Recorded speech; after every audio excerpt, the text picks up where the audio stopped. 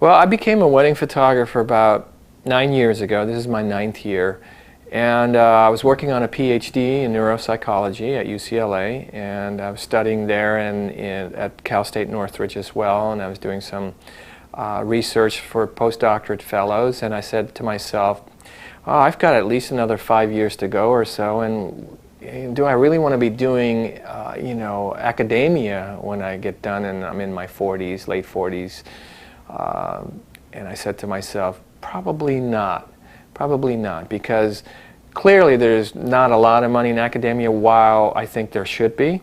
I don't think we pay our teachers enough, our professors enough in education to make it worth their while. However, I'm glad that they do find that it's worth their while. So I thought, what else could I do besides this? And a hobby of mine was photography. And while going to school, what I would do is go out on the weekends and take photos of the landscape. I'm not a professional photographer. I was actually working part-time in a lab. I was doing research and teaching assisting. That's how I earned a living while going through college. So I learned photography from the tail end of things by developing film first, by printing. I was a type C printer in color, type R. I did Cibachromes. I printed black and white. I developed film. I did all those things, and I never really was behind the camera to shoot any of these things. But I was able to tell photographers that were professional how to adjust how they shot their film by the way that I processed them. So I would tell them, you know what, you're thin, your negs are a little thin, you need a little more density to them so they don't look so grainy when we print them or milky when we print them. And it fascinated me. So I started taking pictures of landscapes. What was interesting, when my son was born, Ben, I grabbed some photos of him, and I remembered the first time I grabbed this photo of my son nursing, and he looked back at me. How taken aback I was, because I was used to shooting these landscapes, and all of a sudden I have someone looking back at me through the lens. And I felt kind of voyeuristic. It was a kind of a voyeuristic feel that, oh my goodness, now someone's looking back. How intimate that was to me. And it initially took me back to the point where I was afraid to do it again. But luckily, because it was my son and he was young, he was 2 years old, he, being like a child, allowed me to do whatever my thing was without feeling threatened. And I started to really enjoy photographing people, namely him. And I said, well, you know what? When I decided to make the shift from school to becoming a photographer, I thought, well, I wanted to do landscapes and make a living at it, but you know what? I saw so many of them perish by the way of this art form, that the only one that I knew that was really exemplary and making a lot of money was Ansel Adams. Well, I was by no stretch of the imagination anything close to Ansel Adams. So what else could I do? And I had just been to 2 friends' weddings, and I said to myself, both occasions when I walked away, wish I had a camera in my hand. Wish I had a camera in my hand. Because while the person photographing the wedding were doing a really good job at doing all the formals, they spent two and a half hours shooting these formals. And they missed the story that was going on behind them. And me saying, wish I had a camera, was for me to capture the moments that I thought, if I were getting married, that's what I want to see 20 years later in my albums, are these moments that were transpiring all around, instead of all the formals. So I said, you know what, I wonder if I could be a wedding photographer. So I actually sought out to be a wedding photographer. I really wanted to grab a camera and shoot it the way Bresson would have shot it. Henri Cartier-Bresson is one of my heroes. Robert Duano, another hero of mine. I mean, there were so many of them. Willie Roney, incredible photographers from the 40s and 50s and even the 30s that were photojournalistic and actually made photography an art form. That I wanted to bring to a wedding. I wanted to bring art to a wedding. So I did the first 2 weddings for free in hopes that I could get a portfolio together, and offered my services to people who I could pitch this idea of bringing black and white 35 millimeter, and you have to remember when I started 9 years ago, most of the photographers still shooting with medium format cameras, Hasselblad namely, and all formals with lighting, and 35 millimeter were just for the little candid kind of things that they would send their associate photographer to go shoot, you know.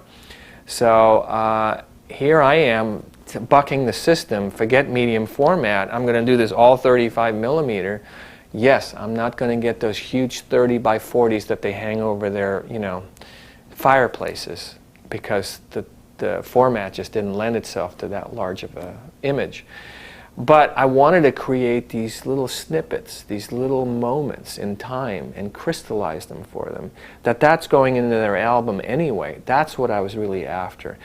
So I put together from these two weddings 10 images, and I made them 11 by 14. I matted them to 16 by 20, and I signed them. I signed them a psychological ploy so that the person would think it was a work of art, because it had a signature on it. Whether it was or it wasn't important to me, and probably at that time in the first couple of weddings, it really wasn't art yet for me. And as a matter of fact, today I'm still, I feel, a work in progress, that I haven't really gotten to the place where I'm totally happy with all my work. I like what I do. I can look back at the images that I take at each wedding and feel satisfied that I've accomplished something. More importantly, that I've given mementos to these people that have hired me, that they so treasure. That to me is the payoff, is the faces that I see, that when they respond to my images. That's the payoff for me.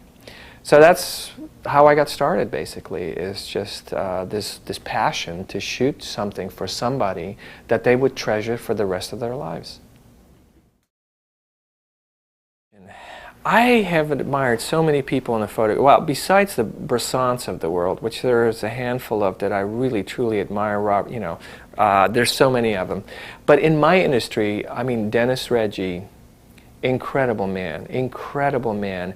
He really has set a standard, and he truly is what was my inspiration. And prior to that, then I got to learn about Monty Zucker and his passion for what he did and his style of work. It's not the way that I shoot. Monty's style is not the way I shoot. It doesn't make him wrong. It doesn't make me right. It doesn't make him better. It doesn't make me best. It's his eye and his demeanor and his passion for it that I appreciate. But Dennis, and then there is the Australians, holy moly. I can't say enough about the Aussies. You know, they rock my boat, they really do. You have Yervant, you have some in Mercury. There are so many photographers in Australia that are to die for good. It's incredible to watch all these people's work every year over and over. I can't think of anybody else off the top of my head, but there's so many. You know, I'm always aware that someone's going to, and they have, by the way, tap me on the shoulder and say, you know, we appreciate your work, look at mine. And I look over and I go, oh my God, that's awesome. And I see that more and more today. It's just like I'm taking a back seat. You know what I feel like I am? Hopefully, I'm a rung in this ladder, that someone is going to like take a leg up on me and move it up another rung. Because for so long, the wedding industry, the wedding photographer has been considered the lowest rung in the food chain in photography. If you're a wedding photographer, you are worthless at everything else in photography, and that's the last thing you'll do is a wedding photographer. Not true today. Not true today. You have people that are in the fashion industry that have gone to Art Center, Brooks Institute, that have bailed out from doing what they're doing to become wedding photographers. It's now a very reputable industry. You know, I've often been asked what my style is, and I'm kind of a portrait journalist. I'm not truly a photojournalist, although there are aspects of that. Then I take the wedding portraits in the manner that I do, very quickly, unobtrusively. And so I think I combine those two things together, and I would consider the style portrait journalism, in that I take portrait in a kind of a journalistic fashion. It's not very elaborately posed or lit. It's literally on the fly in split seconds to capture the essence of the person in that moment. That's truly what I think a portrait is at a wedding, is to capture the essence of that person in that moment. And from moment to moment, that personality changes. So literally in my wedding book, I have different phases, you know, of seeing these people in different moments, and different parts of their personality show up, which is wonderful. So, am I a photojournalist? Yeah, sometimes. Parts of the wedding are done that way. Am I a traditionalist? Yes, I do the posing.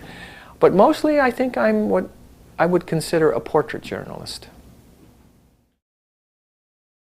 Interestingly enough, I recently attended a convention where I was a part of this, I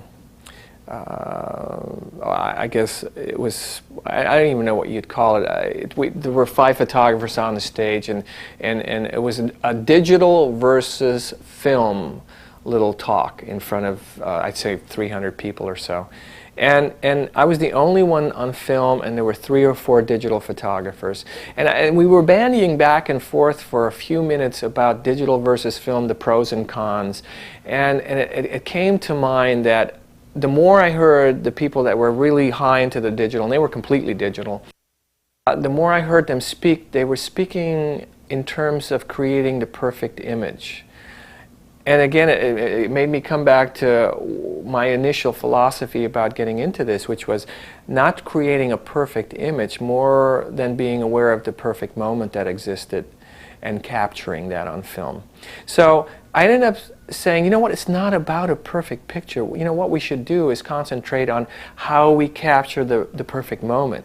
And whether you shoot that digitally or with film, it doesn't matter. It doesn't matter what tools you use. So I think there is both pros for both film and digital. And so in this moment in time, I probably shoot about 10, 15, 20% of my work in weddings digitally, and the rest is based in film. Because my detail shots are done digitally. When I shoot celebrity weddings, I tend to shoot some money shots digitally because I get them on the wire that night so that it goes out to all the publications and the newspapers immediately, whereas with film it would take me a while. I would have to have the lab open up on Sunday, process my film, make proof sheets, send it off to the client, have them approve something, make a print, get it to the wire. It's Tuesday. It's too late. It's old news. In today's arena, digital is a necessity. And for a lot of photographers, the overhead gets cut literally by using digital, because they're willing to sit in front of the computer and do editing before they send the disc off to the lab to get printed. So it makes sense. Digital makes sense to very young photographers that don't have families, that don't do anything other than photography, that don't find it necessary to go out and have lunches and dinners, because for me, it's too time consuming for me to sit in front of a computer and edit all my work, number one, Photoshop my work, tweak the colors. I'd rather walk up Monday morning to my lab with all my film and go, here, and leave it there and have him process it. You know what, from an aesthetic point of view, I think film for me is still first and foremost. You can't touch it. Digital has its own look, its own feeling. It's beautiful. You can get large prints. It's still digital. I can still tell the difference. The people that are the celebrities that hire me are film industry, record industry people. They want film. They want the double weight fiber-based prints. They want the Bresson look. They want the burning and dodging and the vignetting and the printing done by a master printer. They want that. They don't want a digital print. And that's who seeks me out. That is my niche. And so I have a clientele base that is specifically looking for film photography and not digital. You know, that's it. I've gotten so comfortable with my cameras now that, yeah, Nikon, who sponsors me, makes fun of me that they have to make holsters for my cameras now because I shoot so fast. You know, I shoot over the shoulder, I shoot from the top, from the hip. I know exactly where I'm looking when I'm firing these cameras off. So it's not a game. I know exactly what I'm doing. It's just that the event unfolds in front of me so fast that I don't have time to bring it up to here and shoot. I have time to get it here and fire. A lot of times I do that. It has to be shot that way. You know what?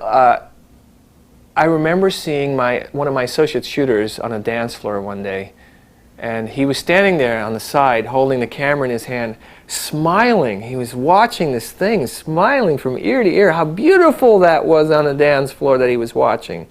And it was driving me nuts because I was on the other end, and I was going, if you're smiling at something that's happening in front of you and the camera is not firing, you've missed the boat. You can't recreate that. You can't go back, oh yeah, excuse me, could you do that again for me? I mean, yes, there are instances where I recreate some things that I see that just was so fleeting, but I try not to have too much, because it stayed. You know, if you try to recreate it, it really doesn't look the same anymore. So if you have to think about the image, it's too late. You can only react to it. And the faster you react, more likely you are to nail down that image. More likely. If you're looking at it and you're thinking about it, it's too late. It's done. It's over. I still get nervous before weddings. I still get butterflies. I swear to you, this is 9 years down the road, and right before driving, I start pacing. You know, I get really erect. Marilyn will look at me and say, "You're nervous, aren't you?" And yeah, I'm nervous. I'm excited. The potential for me to create something new that day. I'm always looking for something new. And I have to watch myself, because here's where I can trap myself into recreating the same images over and over, because I know they work. The moment, you know, in the ceremony when they're lovingly looking at each other, and I'm over the shoulder of the groom looking at the bride's face as she's saying her vows and she's starting to cry. I mean, I have to be very careful, because I can get locked into that. So sometimes what I do is I'll close my eyes and just zone out for a second, and all of a sudden I'll just turn on my heels and catch grandmother crying in the front row. Boom, that's the shot, instead of just the bride crying. So yeah, that nervous energy helps me in trying to create something new that day. You know what, the only advice I can give anybody starting out in this industry is never take no for an answer. When I first started, everybody that knew me said, "You want to be a what?" What? Wedding photographer? You know how packed full this industry is of people that know that what they're doing, they've been doing it, they're successful, they've been doing it for 20, 30 years. It propelled me even harder to get into the industry. The more someone says no, you know, Aries. The more someone says no to me, the more I'm going to do it. But my thing is just to find a passion in it. I truly believe that if you come from a place of passion, and no matter what you do, not just wedding photography, you'll succeed. And if you find the passion in photography, and if it's going to be wedding photography, and you follow that passion or that dream that you have, you will succeed. At one level or another, you'll succeed. You just can't quit. You have to, you fall on your face, you pick yourself up, and you keep going. I think think out of the box. That's the other thing I teach, is to think and to do something other than what's already been done. Don't follow anybody. Instead of being a follower, be a leader. Try to do that. Emulation is great, but then put a spin on what you emulate that someone else might be doing. So that was my DVD. Hope you liked it. Thanks for hanging out with me. And look for the DVD that's the companion to this one, which is my portfolio. Feel free to contact me at joebuissink.com for any other questions, and look for another DVD to come out soon in the near future.